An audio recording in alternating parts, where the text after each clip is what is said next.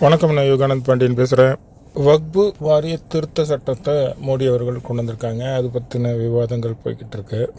India, Pakistan என இரு நாடுகளாக பிரிக்கப்படும் போது இந்தியாவிலிருந்து பாகிஸ்தான் சென்ற முஸ்லீம்களுடைய சொத்துக்கள் வக்பு வாரியத்திடம் ஒப்படைக்கப்பட்டது.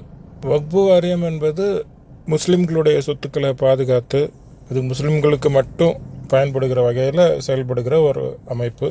முஸ்லீம் குடும்பத்தில் உள்ளவர்கள் அவங்க சொத்துக்களை வக்பு வாரியத்துக்கு எழுதி வைக்கிற வழக்கம் உண்டு. எப்படி இந்துக்கள் தங்களுடைய சொத்துக்களை கோவிலுக்கு எழுதி வைக்கிற மாதிரி. இப்போ இதே மாதிரி பாகிஸ்தான்லேருந்து இந்தியா வந்த இந்துக்களோட நிலங்கள் என்ன ஆகியிருக்கும்? அது இந்துக்களுக்குன்னு அங்கே ஒதுக்கி வச்சு இந்துக்களுக்கு கொடுத்துருக்காங்களா? அப்படி ஒரு விஷயம் இல்லை. இங்கே இந்துக்கள் தான் மெஜாரிட்டியாக இருக்கக்கூடிய இது இந்து நாடு. இது இந்து நாடுன்னு அறிவிக்காமல் விட்டதனுடைய காரணத்தினால இது ஒரு மதசார்பற்ற நாடுன்னு இந்திரா காந்தியால் ஒரு எமர்ஜென்சி பீரியடில் அவசரகதியில் பார்லிமெண்ட்டு விவாதங்கள் எதுவும் நடத்தப்படாமல் தன்னிச்சையாக எடுத்த ஒரு முடிவு. அதுவே கேள்விக்குரிய ஒரு சட்டம். அது இந்தியா மதச்சார்பற்ற நாடு தானான்றது. ஆனால் முஸ்லீம்களுக்கு மட்டும் இந்த உரிமை கொடுக்கப்பட்டிருக்கு. முஸ்லீம்கள் வக்பு வாரியம்னு அமைச்சு அவங்களுடைய ஒரு தடவை வக்பு வாரியத்தை கொடுத்துட்டா திரும்பி வெளியே வராதுங்கிற வகையில் அந்த சட்டத்திட்டங்கள்லாம் உருவாக்கப்பட்டு வக்பு சொத்தை யாரும் விற்க முடியாது, வாங்க முடியாதுன்ற ஒரு சட்டங்கள்லாம் போட்டாங்க.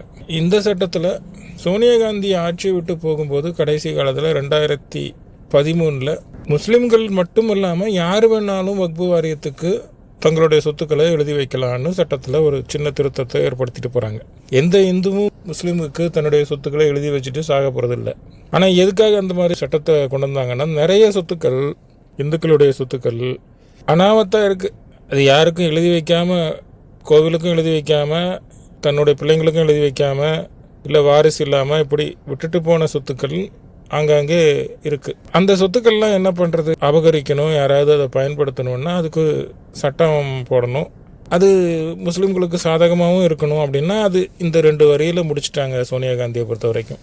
இப்போ காங்கிரஸ்காரங்க இந்த மாதிரி புத்திசாலித்தனமாக முஸ்லீம்களுக்கு ஆதரவாக இந்த சட்டத்தில் இந்த மாறுதல்களை செய்யும்போது ஏற்கனவே வக்பு வாரியத்துக்கிட்ட இருந்த இன்னொரு அதிகாரம் என்னென்னா, வக்பு வாரியம் இந்த இடம், அதாவது முஸ்லீமோடைய இடம் வக்புக்கு சேர்க்கப்படுது அப்படின்னு சொல்லிட்டா அதை எதிர்த்து யாரும் கேள்வி கேட்கக்கூடாது. இது இப்போ இந்துக்களுக்கு நிலத்துக்கும் சேர்ந்து பொருந்தது. அப்போ வக்பு வாரியத்துக்கு வானளாவிய அதிகாரம் வந்துடுது. அவங்க என்ன சொன்னாலும் அது சட்டம். அது எந்த இடம் வேணும்னு கேட்குறாங்களோ அதெல்லாம் அவங்க சுத்தம். அந்த வகையில் தான் இந்த சட்டத்தை பயன்படுத்தி நம்ம கேள்விப்படுறோம். அந்த கோவில் உள்ளடக்கிய ஒரு பெரிய கிராமத்தையே இது வக்புக்கு சொந்தமான இடம் அப்படின்னு தன்னிச்சையாக அவங்க ஒரு முடிவு பண்ணிக்கிறாங்க. அதுக்கு பேட்டியெல்லாம் கொடுக்குறாங்க. இப்போ தவளை ஒரு குளத்தில் இருந்துக்கிட்டு மழை நேரங்களில் கத்தும். பாம்பு தவளை எங்கே இருக்குன்னு தேடிலாம் கண்டுபிடிக்க வேண்டியதில்லை. இந்த கத்தக்கூடிய பாம்பை தேடி போய் அது உணவாக்கிக்கொள்ளும். அந்த ஒரு சூழ்நிலை தான் இந்த வக்பு வாரிய தலைவர்கள் செஞ்சுருக்குது.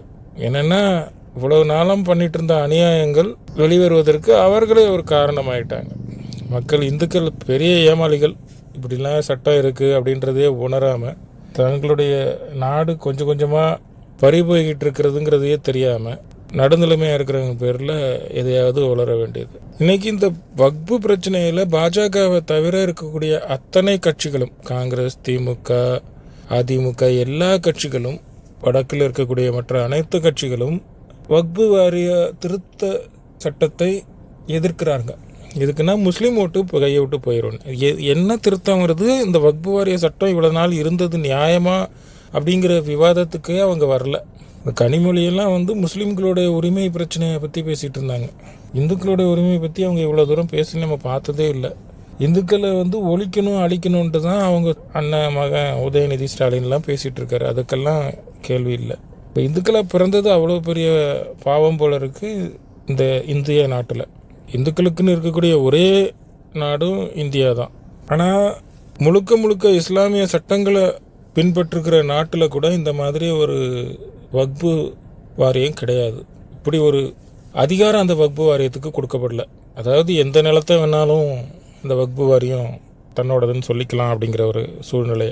இப்போ இந்த வக்பு வாரிய தலைவர்கள்லாம் பெரிய பெரிய முக்கியமான கட்டிடங்கள், நிலங்கள், டெல்லி மாநகரத்தினுடைய முக்கால்வாசி நிலங்களே வக்பு வாரியத்துக்கு சொந்தம் இப்படின்னு எல்லாம் சொல்ல ஆரம்பிக்கவும் பேச ஆரம்பிக்கவும், இது பிற்காலத்தில் ஒரு சூழ்நிலை வரும்போது இதெல்லாம் எங்கள் இடம் எல்லாம் வெளியே போங்கன்னு சொல்லக்கூடிய ஒரு தனி நாடு அந்தஸ்துக்கு கொண்டு வருவாங்க.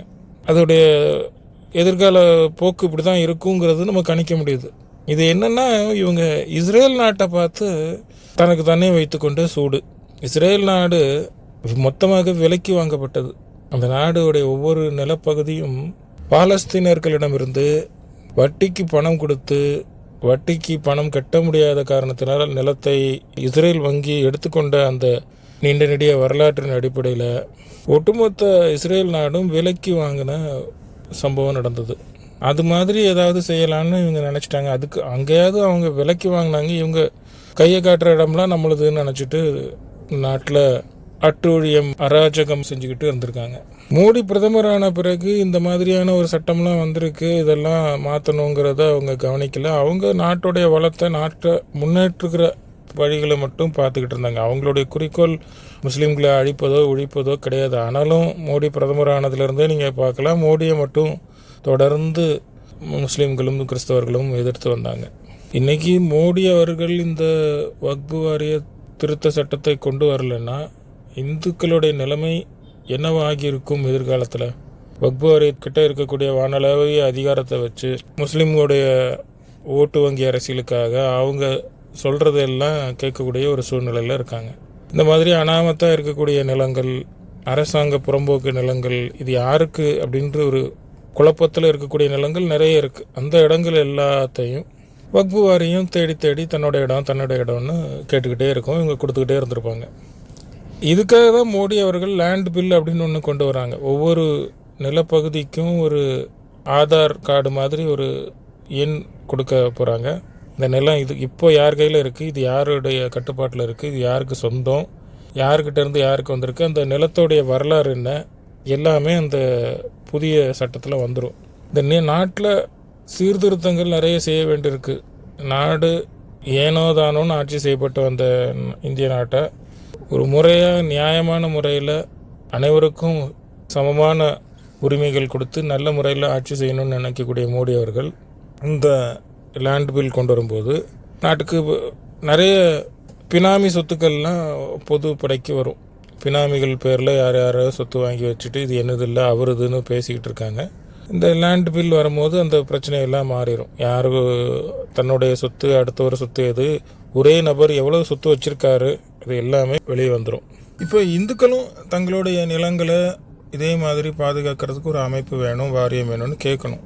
இந்துக்களுக்கு இல்லாத உரிமையும் அதிகாரமும் இந்த நாட்டில் வேறு எந்த சமுதாயத்துக்கும் கிடையாது. இது இந்துக்களுடைய நாடு. ஏற்கனவே கோவிலுக்குன்னு கொடுக்கப்பட்ட சொத்துக்களே கிட்டத்தட்ட 1,00,000 ஏக்கர் நிலம் அறநிலைத்துறையோட கட்டுப்பாட்டை விட்டு வெளியே போயிருக்கிற செய்தி வந்திருக்கு. அப்போ 1,00,000 ஏக்கர் நிலம் இந்துக்களுடைய நிலம் வெளியே போயிருக்குன்னா யாருக்காவது போயிருக்கு. அதில் எல்லா மதத்தை சேர்ந்தவர்களும் இருக்கலாம். அது கோவிலுக்கு கொடுத்த நிலம் கோவிலுக்கு கொடுத்தது தான், அதை திருப்பி எடுக்க முடியாதுன்ற சட்டத்தை உறுதிப்படுத்தணும். ஆனால் இதெல்லாம் எதிர்த்து திருமாவளவன் போன்றவர்கள் கேள்வி கேட்பாங்க.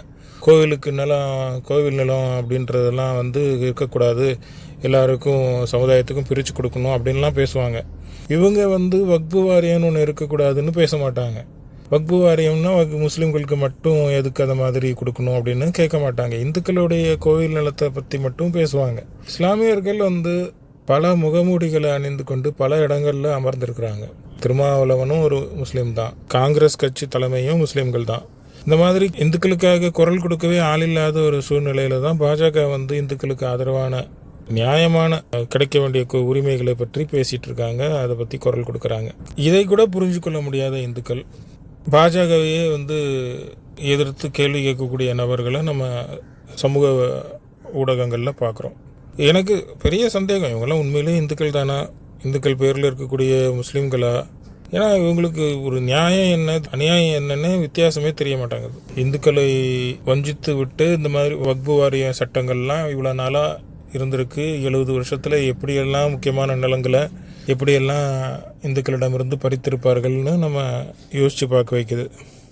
மக்களும் அதை பற்றி யோசிப்பாங்கன்னு நம்ம நம்புகிறோம். நன்றி, வணக்கம்.